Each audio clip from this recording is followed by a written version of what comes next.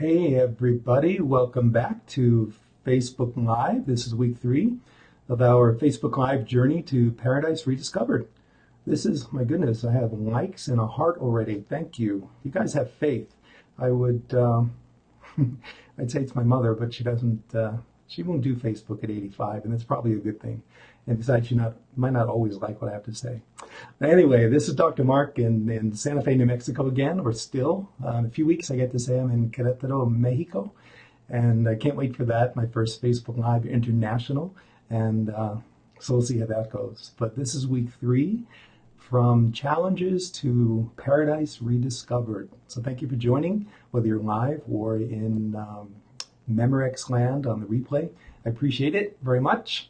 So in week 1, just to recap really quickly, we did an overview of my vision for what we might accomplish together moving forward. And then last week, we got into a little bit of the nitty-gritty of talking about the ever-important wisdom figure and how to use wisdom figures in your life to support you on your journey. So if you didn't see last week's stream, I really, really highly recommend that you check it out here on Facebook. I think if you scroll down, you'll find it somewhere. But it's probably a lot easier just to go to my website at drmarkacuri.com, and I put that here so that you have the spelling. But if you go to drmarkacuri.com, click on Facebook Live Archives tab under the Audiovisual Books menu, you'll be able to see the replays of all the Facebook Lives and take a look at the one for the wisdom figures. And again, I really want to stress that learning to use wisdom figures really is an important part of supporting you on your journey as we move forward together. I'm getting a note here saying that high quality video mode has been deactivated because the internet connection is not fast enough. So if I don't see any comments here, I'll assume that all is well out there. But anyway, back to the wisdom figures. I think it's really important that we use that support. You know, they're the best advisor you're going to get. You can call them up 24/7. You get to pick anybody you want. They can't say no. You don't even have to know the person. You can just say, wisdom figure, I need your advice. So I think that's pretty neat. And it's kind of crazy that you could have that level of help just for asking. So definitely check out the wisdom figures. If you have any questions about them, shoot me an email or a comment here on Facebook, and we will get you set up with your wisdom figures of choice. So getting on to this week's topic, you know, we all have challenges in our life, and there's no getting around that. So I feel pretty safe to say that's common ground for everyone out there. Some of them are big, others are minor. It doesn't really matter what the magnitude is or how disruptive they may or may not be. Challenges have one thing in common always. Every one of them presents us with a big clue or an opportunity to find a clue in rediscovering who we are. So what do you think about that? The question I had posed in the announcement for this live stream asked you to consider whether you think the challenges that you attract into your life, and we'll talk about attraction in a little while, but whether you think the challenges that you attract into your life in and of themselves are a clue to who you are, if you kind of read into them a little bit, or rather, is it your response to those challenges that offer better clues? And there's a difference between the two, and maybe it's not an either or thing. Maybe you'll think that the challenges and your responses somehow give you a clue to who you really are. But what do you think about that? If you don't mind, just scroll down right now and make a quick comment. And what's, even if you haven't thought about it off the top of your head, what do you think about that? Are your challenges more important, or the responses to the challenges in terms of figuring out who you are? We can get a discussion going. If you're kind of shy like I am and won't comment, I had this discussion today with somebody who I sort of hold on a pedestal, and he was telling me that he watches Facebook Lives and has never commented. So if you're like that, don't worry about it. You can always comment after, and we'll still go back and respond to those comments as soon as I see them. But it's a really critical question no matter what. Are the challenges in your life a reflection of who you are, or are the responses a better reflection of who you are? So you might have already guessed that, and I don't see any comments, so everybody's shy. So you might have already guessed that I believe it's a bit of a combination of both, and not even that straightforward. There's some kind of caveats with that. So let me explain a bit. So those of you who know me personally or through my work know that I'm a big fan of law of attraction. I live my life by the law every day, as much as I can anyway. And I really believe that what I give out energetically is exactly what I get back in return every single time. I don't even think about it anymore. So if there's something that I don't like, I assume I put out something energetically matched to that, and I'm getting what I asked for, in a sense.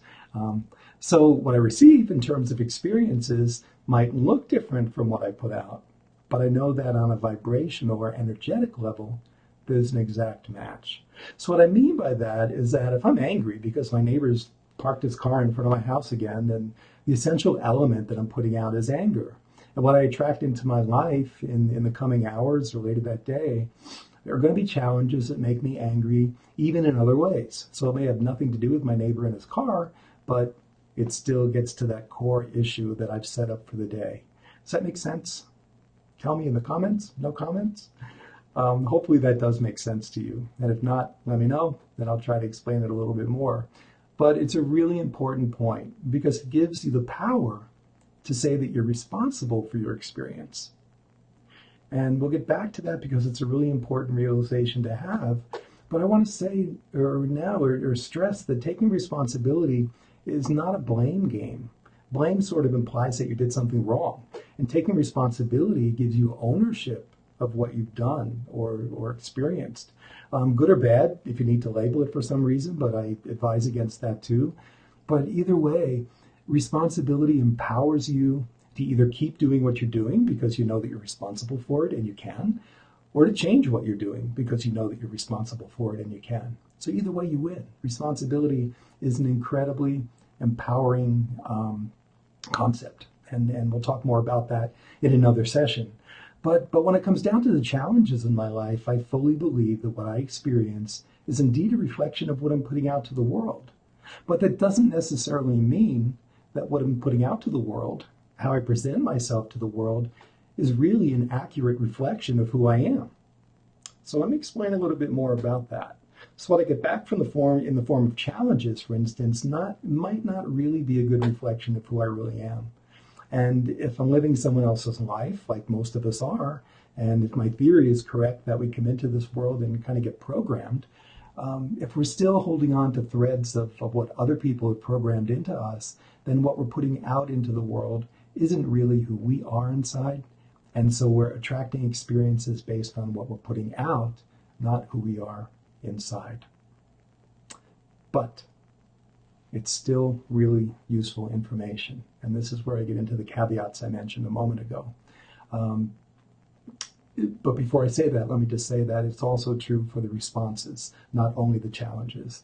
The responses that I give to what goes on in my life may not be based on the fact of who I am inside, but maybe a reflection of what I've been programmed to be. So my rationale goes something like this. So if I'm feeling angry today, again, because my neighbor parked his car in front of my house once again, like it really matters, I get out of the house and go on my way. I stop at Starbucks and the line is moving more slowly than usual. So I feel kind of annoyed and angry about that. Maybe it wouldn't have bothered me a different day, but I've set this up. So I feel kind of angry and inconvenienced because the line is moving more slowly.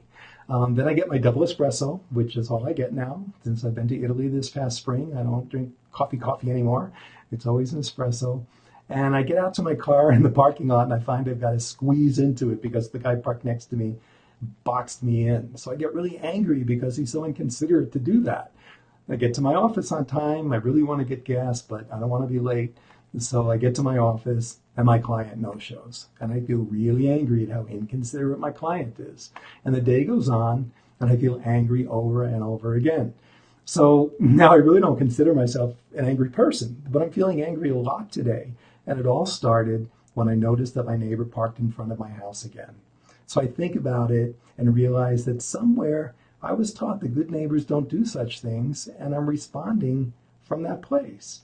But, do I really believe that? Do I care? How would I prefer to respond in that situation? So what feels truer to who I really am is that I would hardly notice the car. I'd leave my house in the morning, I would see the car there again, maybe I would remember that it's been parked there before, but it's inconsequential, it's not in my way, it's not in my yard, it's a public street. I have no one coming over that can't park in the driveway or in another spot on the street. And that way of thinking, it feels much, much better to just not care about the neighbor's car when I leave first thing in the morning. So had I left the house feeling good this morning, law of attraction would probably say that there are one of two possibilities that would have played out.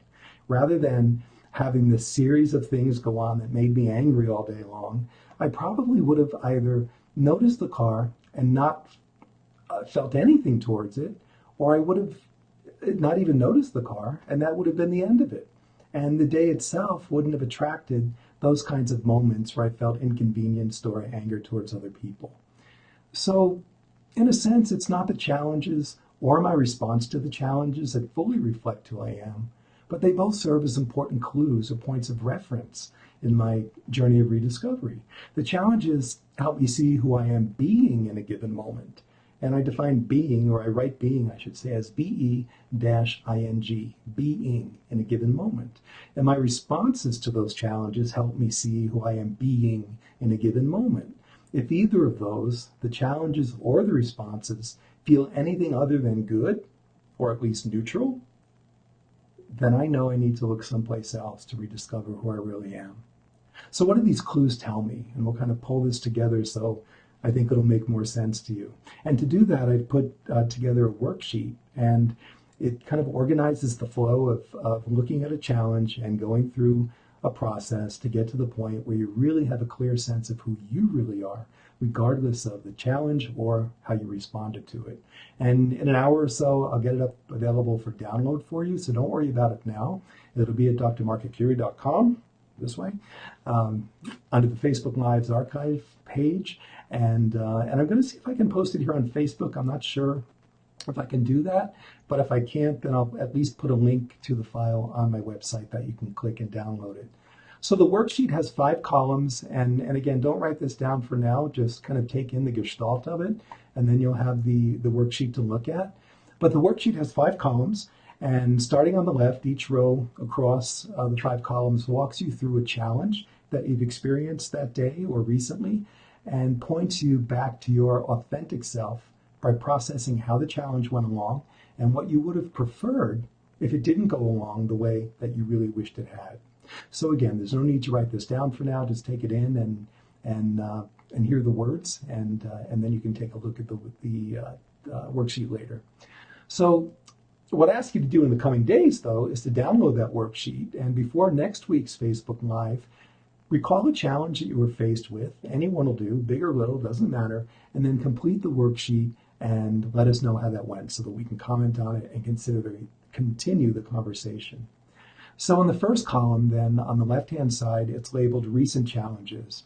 And what I ask you to do there is just jot down a couple of words that give you a good remembrance, I guess, of the recall of the event that you want to process. The second column is labeled, to the right of that, is my response to the challenge.